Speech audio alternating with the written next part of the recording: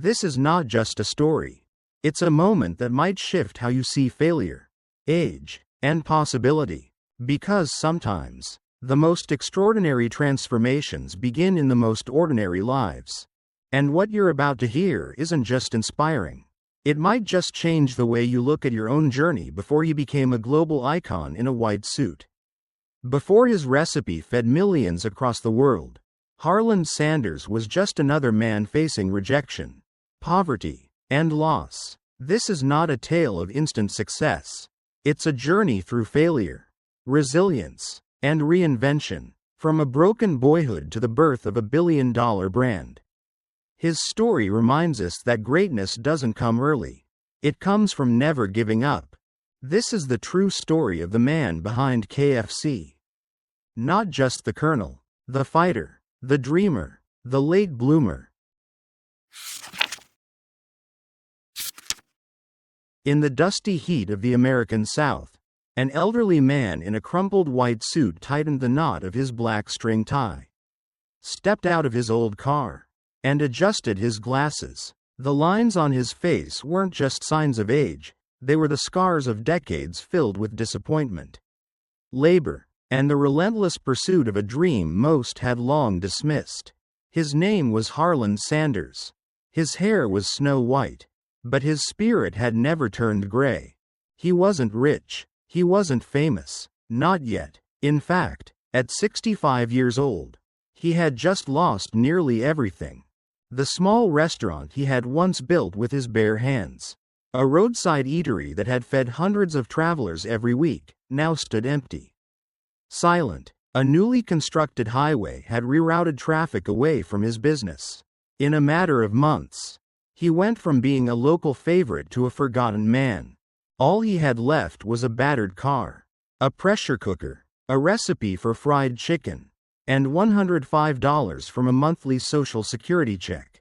And yet, even in this moment, broke, tired, and without a clear future, Sanders refused to surrender. He believed in what he had created. He believed in his recipe, perfected through countless trials in his roadside kitchen. A unique blend of 11 herbs and spices that wrapped every piece of chicken in flavor and memory. It was more than food to him. It was his life's work. So, he began again, this time, not by opening another restaurant, but by traveling from town to town, knocking on doors, entering diners, and offering his recipe to restaurant owners. In return, he asked for a simple deal. They could use his chicken recipe. And in exchange, he would receive a small commission from each meal sold. He faced rejection, not once, not a dozen times, not even 100 times. He was turned away 1.009 times. Every rejection was a blow. Each no was another brick in the wall that the world seemed determined to build around him. But Harland kept knocking. He stayed in cheap motels or slept in his car. He polished his shoes each morning. He greeted every owner with a firm handshake and a hopeful pitch. With each new door, he acted as though it was his very first. Rejection became his routine. He memorized the disappointment in people's eyes. Some laughed, some doubted, some simply walked away. Still, Harland Sanders carried on, because beneath the weight of age, poverty, and failure, there lived an unshakable fire, a belief that he was meant for more. At a time when most people were preparing for retirement, Sanders was starting from zero. No investors, no support, just a man, a vision, and the stubborn courage to begin again. Then, finally, someone said yes. A man named Pete Harmon, who owned a restaurant in Salt Lake City, listened carefully to Sanders' story. He didn't laugh. He didn't walk away. He tasted the chicken. He saw something different. That small spark of belief lit a fire that would change the world of fast food forever. The man who had faced 1.009 rejections signed his first franchise agreement. In the years that followed, that single yes multiplied. Dozens of restaurants became hundreds. Hundreds became thousands. The man once laughed out of diners became a symbol of American grit. Harland Sanders, now known to the world as Colonel Sanders, became the face of Kentucky Fried Chicken, a brand that would go on to reach over 150 countries and serve millions of customers. But beyond the white suit and global recognition was a deeper truth. Colonel Sanders was not just the man who sold chicken. He was the man who refused to give up. He taught the world something rarely written in books or taught in school: that failure is not the end. That it is possible to start over, even when life appears to have closed every door. That rejection is not a reflection of worth, but a test of will. His story did not begin in success, nor did it follow a straight path. It was a long road, full of wrong turns, lost years, and moments of despair, but it was also a road filled with grit, resilience, and belief in oneself and in one's work. Colonel Sanders' journey began not with fame, but with failure, not with confidence, but with courage, and it carried with it a lesson that has echoed across generations. At the age of 65, when most people stop chasing dreams, he started pursuing his, and in doing so, he became an icon, not just of fast food, but of persistence. Long before the white suit, long before the recipe, and long before anyone called him Colonel, Harland Sanders was simply a boy growing up in Henryville, Indiana. He was born in 1890 into a modest farming family where hard work wasn't optional, it was survival. Life on the edge of poverty was the only world he knew. His father, a quiet and hard-working man, passed away when Harland was only 6 years old. In that single moment, childhood ended. With 3 children to raise and no husband to lean on, Harland's mother took on tough jobs at a local cannery and began sewing for neighbors. While she labored outside the home, it fell to Harland to help care for his younger siblings and manage the household. That was when he first stepped into the kitchen. Not out of passion, but out of duty. The stove became his battlefield, and he learned to cook not from a cookbook, but from trial and error. He burned, spilled, and stumbled, but he improved. He mastered Southern staples like fried chicken, greens, and cornbread. Even as a child, he developed an instinct for balance and flavor. The kitchen was noisy, hot, and unforgiving, but it was also the first place where Harland felt a sense of control. In a world that had taken so much from him, cooking gave something back. Still, poverty cast a long shadow. School became less and less of a priority. By 7th grade, he dropped out entirely. Education, for him, was a luxury his family could no longer afford. Instead, he worked. He painted signs on barns, hoed fields, and took whatever jobs he could find. By the time he turned 10, he was already contributing to the family income. At 16, he left home to forge a life on his own. What followed was not a meteoric rise, but a long, stumbling search for purpose. He drifted from one town to another, trying his hand at labor jobs, learning trades, and facing rejection at every turn.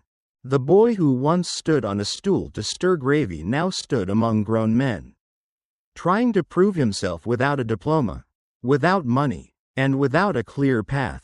Life hardened him early. His hands grew rough, his temper grew short, but beneath the frustration, there was still a fire. There was still a stubbornness, not to succeed for glory, but simply to survive. As the years passed, that boy would become a man of many titles: farmhand, streetcar conductor, soldier, blacksmith's apprentice. None of them stuck, none of them fit, but through every failed job and broken promise, he carried with him one thing: the memory of that kitchen, the comfort of food made with care, and the quiet belief that he could still make something of himself. In the deep silence of childhood loss and the long years of wandering, Harland Sanders never found excuses. He found resolve, and though the world saw only a dropout from rural Indiana, inside him grew the roots of something larger, not just a career, but a story that was still waiting to be written. As Harland Sanders moved into adulthood, life didn't offer him a straight path, only forks, detours, and dead ends. Each new opportunity seemed to promise a future. But more often than not, it collapsed before it even began. What others might have seen as a life of instability, Harland lived as a long, exhausting trial, a test of resilience he never asked for, but one he endured with grit. He joined the army for a brief time, lying about his age to enlist. He served in Cuba, driving a mule cart, but the military offered no lasting future. After returning to civilian life, he jumped from job to job like a man chasing shadows. He became a streetcar conductor. That didn't last. He studied law and even practiced for a short while. But his temper betrayed him. After getting into a fistfight with a client in the courtroom, his legal career ended in disgrace.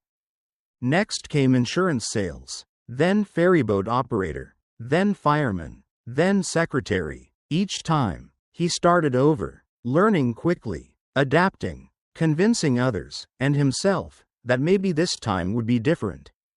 But it never was. He even ran a gas lamp manufacturing company. It failed when electric lighting became popular. He tried selling tires, but the Great Depression wiped out the company. He operated a motel. It burned to the ground. Again and again, the world shifted under his feet. His dreams, however small, kept being snatched away just as they began to take form.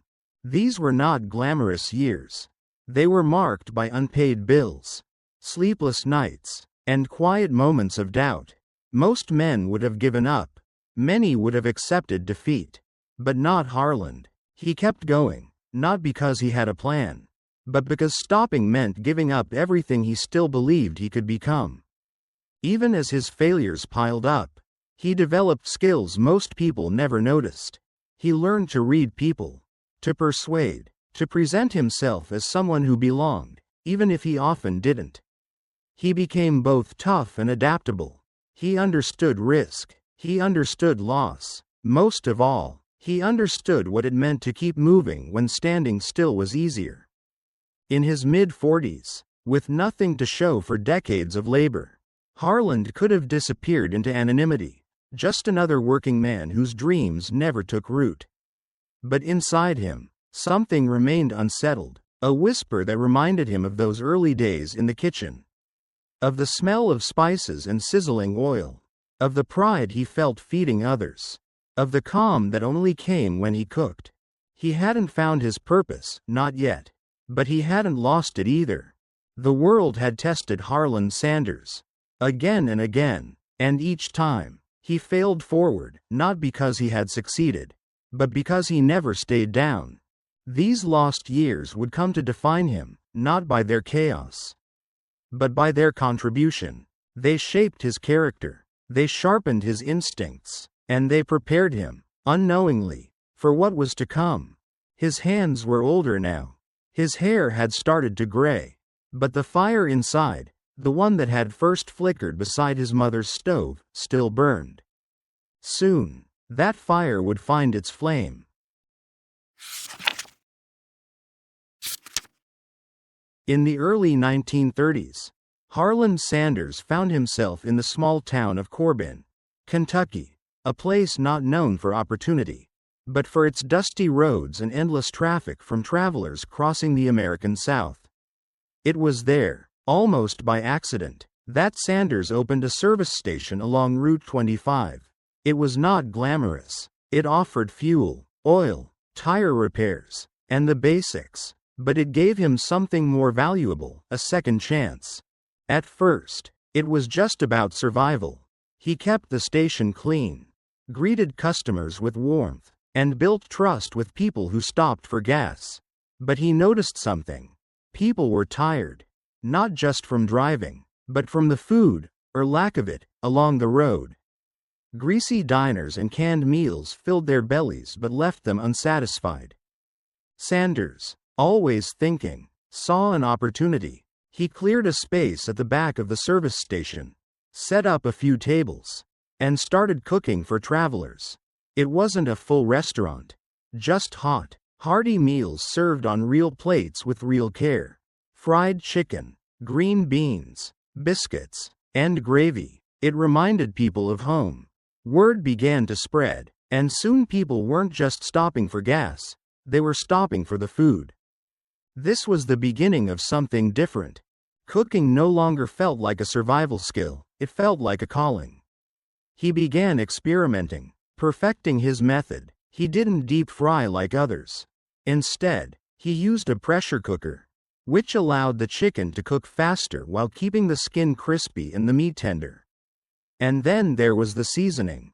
Over time, he developed a secret blend, a mix of 11 herbs and spices that gave his chicken a flavor unlike anything else. He guarded the recipe closely, mixing the spices himself in batches, measuring by instinct, not by book. His food didn't just fill stomachs, it created loyalty. Locals came weekly, travelers returned with friends. The service station grew into a roadside restaurant, and Sanders became a known figure in Corbin. He wore a white shirt, black tie, and apron, always polished, always proud. In 1935, the governor of Kentucky recognized his growing influence and awarded him the honorary title of Colonel. It wasn't a military rank, but a cultural one, a sign of respect. From that moment on, Harland Sanders embraced the name Colonel, not just in title, but in image. He began wearing the iconic white suit, carefully cultivating the persona that would one day become a global symbol. But underneath the suit, there was no pretense. He was still the same man who had cooked for his siblings as a child. The same man who had failed more times than he could count. The same man who never stopped trying. His restaurant was thriving, his chicken was beloved, and for the first time in decades, Sanders felt something unfamiliar: stability. It was a small empire built not on business plans or education, but on experience, hardship, and heart. He had discovered his gift, not in a classroom or a boardroom, but at the side of a highway. With grease on his hands and a vision in his mind, he had finally found what he was meant to do. But fate, as always, was not done testing him. The most painful chapter was still ahead. By the 1950s, the name Harland Sanders meant something in Corbin, Kentucky. His restaurant had become a beloved stop for locals and travelers alike. The fried chicken, golden and crisp with its secret blend of spices, was now part of the town's identity. Families gathered at his tables. Truckers planned routes just to eat his meals. He had not only built a restaurant, he had created a reputation. But progress, indifferent and unfeeling, was moving forward. The government announced the construction of a new interstate highway, Interstate 75, which would bypass Corbin entirely. When the road opened, it diverted the steady stream of customers that had once kept Sanders' business alive. The town changed overnight, so did his fortune. The once busy parking lot grew silent. The laughter, the chatter, the clatter of plates and silverware faded. Sanders watched as day after day, fewer people came. Bills began to pile up. The warmth and bustle that had filled his restaurant was replaced by the cold uncertainty of failure. He tried everything to keep it afloat, but without customers, no amount of quality or reputation could pay the rent. Eventually, he sold the property at a loss. The business he had nurtured for decades, the one that had finally given him a place in the world, was gone. And so, at the age of 65, Harland Sanders found himself once again at the bottom. He had no restaurant. He had no income. He had no team, no brand, no future. All he had was a battered car, a few dollars from Social Security, and the one thing the world had not yet taken from him, his recipe. Most people at 65 are looking to retire, to rest, to settle into quiet years surrounded by family, comfort, and peace. But for Sanders, retirement was not an option. He was not finished, not yet. He packed up his belongings, what little remained, and began a new journey. He carried his pressure cooker, his handwritten spice blend, and the experience of a lifetime. He had no company behind him, no marketing plan, no guarantees, just belief. Belief that his chicken was good enough. Belief that someone, somewhere, would recognize its value. He hit the road once again, but this time not as a lost young man, as an old man with one final dream. Each town he entered, he went straight to restaurant owners. He offered them a deal. Let him cook his chicken in their kitchens. If customers liked it, they could serve it permanently. In return, he would ask for just a small commission for every piece sold. Some turned him away immediately. Some listened politely and declined. Some mocked the idea. An old man in a white suit selling chicken out of his car. But Harland didn't stop, even with empty pockets and aching joints. He refused to let the story end in silence. He drove from city to city, slept in his car, cooked in borrowed kitchens, and knocked on hundreds of doors. He had faced failure before. He had endured poverty, shame, and ridicule. But this moment was different, not because the struggle was harder, but because the stakes were everything. This was his last shot. And though the road was long and the world was uninterested, Sanders carried on, not because of money, not because of pride, but because deep down, he still believed in what he had built with his own hands. His own flavor, and his own fire. He believed it wasn't too late to begin again. And in that belief, quiet, stubborn, unshakable, Harland Sanders began to build something even bigger than he had lost.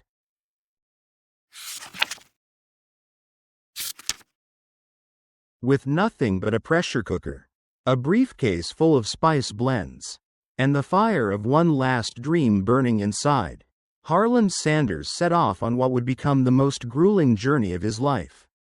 His body was aging, but his determination had never been sharper. His destination was nowhere specific. Every small town diner, every roadside cafe, every family restaurant became a possible door to knock on. He wore his now iconic white suit, not for vanity, but for consistency. He wanted people to remember him, not as a desperate salesman, but as someone who believed in the quality of what he offered. His pitch was simple and honest. He would cook his chicken in their kitchen, serve it to their customers, and if it sold well, they could keep it on the menu and pay him a few cents per piece. It wasn't a scam. It wasn't a gimmick. It was a man offering a piece of himself. But time and time again, they said no. They said no to his face, no to the effort, no to the recipe, no to the man who had cooked for governors and fed half the state of Kentucky. And the reasons varied. Some didn't trust an old man selling chicken from a car. Some already had their own recipes. Others simply didn't want to change anything. Each rejection chipped away at his spirit, but not at his belief. Harland kept driving. Sometimes he slept in his car. Sometimes he had nothing but crackers for dinner. He ironed his shirt at gas stations and brushed his hair in diner bathrooms. No matter how many doors closed, he showed up at the next one with the same polite smile and the same offer. Days turned into weeks, weeks into months. More than a year passed. And still, no one said yes. 1,009 times. His offer was refused. That number wasn't exaggerated. He counted them, every single one, not as a way to punish himself, but as a way to track the distance between failure and possibility. By most definitions, he had every reason to stop. No one would have blamed him. He was elderly, broke, and alone in his quest. His friends doubted him. His family worried. The world had labeled him a has-been. But something inside Harland Sanders refused to surrender. He knew what rejection felt like. He had lived in its shadow for most of his life.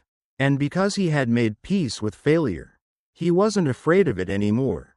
Finally, on the 1010th attempt, something shifted. In Salt Lake City, Utah, A man named Pete Harmon listened to Sanders with patience and interest. Harmon owned a modest restaurant and was open to new ideas. He invited Sanders into his kitchen. Harland prepared his famous fried chicken with care, pressure-cooked, golden, fragrant with spices. They served it to customers. And the customers came back for more. Harmon saw the potential immediately. They struck a deal. The first official franchise of what would become Kentucky Fried Chicken. That single yes broke the dam. It opened a new path, not only for Sanders, but for the idea he had carried across thousands of miles and endless rejection. Together, they installed the Colonel's recipe as a permanent item on the menu. Sales tripled. People couldn't get enough. From that one restaurant, the idea spread. Other restaurant owners took notice. More doors began to open, and the man who had been turned away 1.009 times became the most in-demand name in fast food. Sanders didn't gloat. He didn't look back in anger. Instead, he pressed forward, because he understood something most people don't, that success is not the opposite of failure. It is the result of surviving it. At 66 years old, when most were preparing for nursing homes and final chapters, Harland Sanders was just beginning the greatest chapter of his life.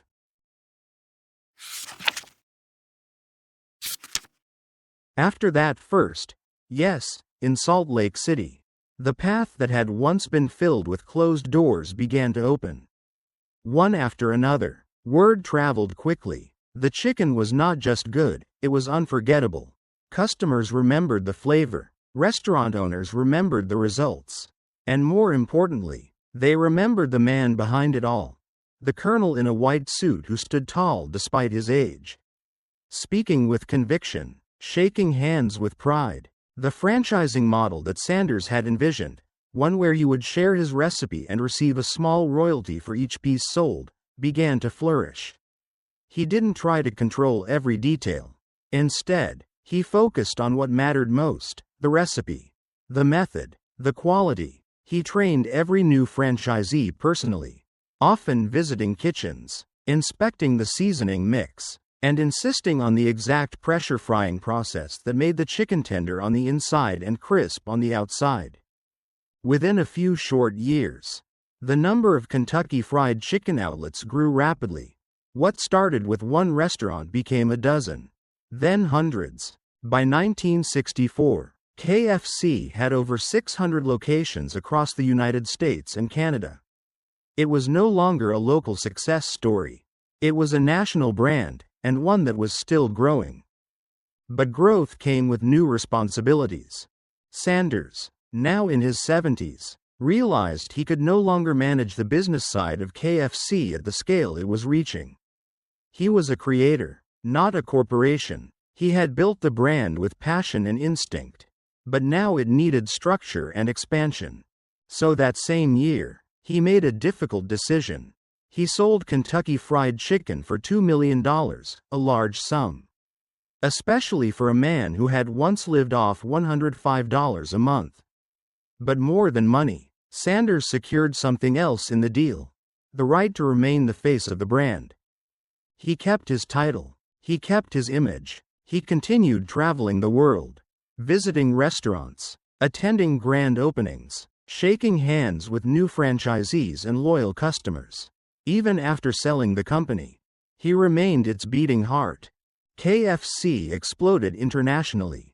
Japan, the UK, Australia, Mexico.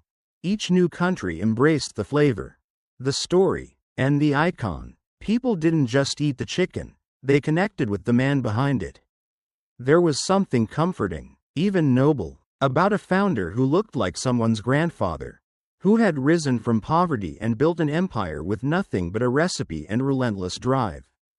The white suit became a symbol. The goatee, the glasses, the cane, all became part of a global brand. Colonel Sanders was no longer just a man. He was a legend. Children recognized him. Adults respected him. Business owners followed his formula. And yet, through it all, Harland Sanders remained grounded. He didn't own mansions or buy luxury cars.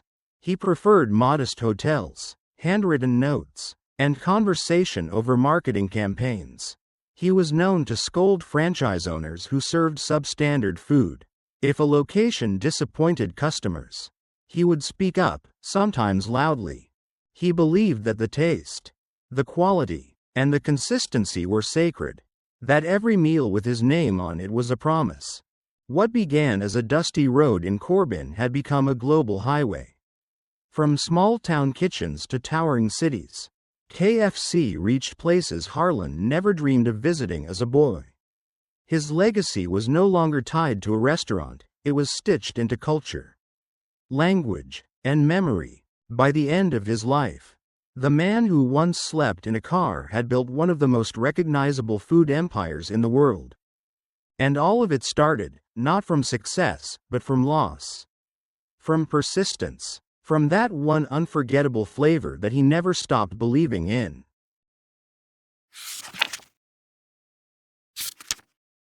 Beneath the crisp white suit, behind the polished glasses and neatly trimmed goatee, Harland Sanders remained, at his core, the same man who had once cooked in a small roadside kitchen in Kentucky.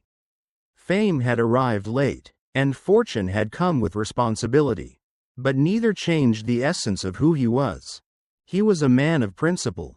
Perfection was never an option, it was a requirement. When he walked into a KFC kitchen, even in his 80s, he would inspect everything: the freshness of the chicken, the heat of the oil, the cleanliness of the floor. If something was wrong, he didn't whisper, he shouted. Not out of arrogance, but out of pride. His name, his story, his struggles, all of it was attached to every bucket of chicken served under his image. He refused to let anyone forget that. Colonel Sanders demanded high standards not just in business, but in life. He was known to be blunt, often fiery, sometimes difficult. He didn't care for political correctness or polite nods. He said what he believed, and he lived by it. To some, it was stubbornness. To others, it was integrity. He could be hard to work with, but easy to admire. Beneath his tough exterior was a deep sense of kindness. He donated regularly to churches, orphanages, and local charities. He stopped to greet strangers on the street. He treated waiters and janitors with the same respect he gave governors and executives. For him, dignity was not earned through titles, it was a birthright. He believed deeply in the idea that success was not a privilege for the young or the wealthy. It was something anyone could reach, at any age, from any background, if they were willing to work for it. His own life had proved that. He also believed in second chances. Perhaps that was why he never judged people by their past. He had failed more times than he could count. He had lost jobs, fought poverty, and stood in front of hundreds of closed doors. But he never let those failures define him, and he never let them define others. To him, every new day was a clean slate. Harland Sanders didn't build an empire through clever slogans or flashy ads. He built it through authenticity, through being exactly who he was, without apology, and that authenticity became contagious. His belief in hard work, honesty, and pride in craft resonated far beyond fried chicken. It became a story that people shared around dinner tables, in classrooms, in boardrooms, a reminder that perseverance beats perfection. That age doesn't limit ambition. That one man, even in his 60s, can change the world, if he doesn't give up. Colonel Sanders wasn't just the brand. He was the heart of it. And even as he aged, even as others took over the corporate side, his spirit remained at the center, watching, guiding, insisting that what bore his name should always reflect the values he lived by. Until his final years, he remained active, visiting franchises, shaking hands, tasting chicken, and with every handshake, every bite, and every story shared, he passed on something more than a recipe. He passed on belief. When Harland Sanders passed away in 1980, at the age of 90, he left behind far more than a recipe. He left a legacy, one that could not be measured in dollars or the number of franchises, but in the millions of lives touched by his story. The man who had started with nothing, failed countless times, and built an empire from a pressure cooker and persistence, became a symbol for something far greater than fast food. Today, KFC operates in over 150 countries. The red and white logo, the smiling face of the Colonel, the familiar buckets, all of it stands as a testament to what one person can achieve, even when the world has stopped believing in them. But Sanders' true legacy doesn't live in marketing. It lives in mindset. He proved that the timeline society gives us is not the only path. He didn't find his purpose in his 20s, nor did he succeed in his 30s or 40s. His true breakthrough came after 65, at an age when most people were giving up, slowing down, or disappearing into the background. He stepped forward, not backward. That one decision, to begin again when everything had collapsed, changed the course of his life and millions of others. He taught us that failure is not fatal, that rejection is not the end, that it is never too late to try again. His journey reminds us that resilience is built not in comfort, but in hardship, and that dreams, even delayed, are never dead unless we decide to bury them. Sanders also showed the world the power of simplicity. He didn't invent a tech product or discover a cure. He made chicken, but he made it with care, with passion, and with pride. And that devotion to craft, to doing one simple thing extraordinarily well, carried his name around the world. His life offers more than inspiration. It offers instruction. Keep going, even when no one believes in you. Stay true to what you do best. Don't wait for the perfect moment, create it. And above all, understand that real success isn't about how fast you rise, but how deeply you believe, even when the odds seem impossible. In the end, Colonel Sanders became a legend not because he built a brand, but because he never quit building himself.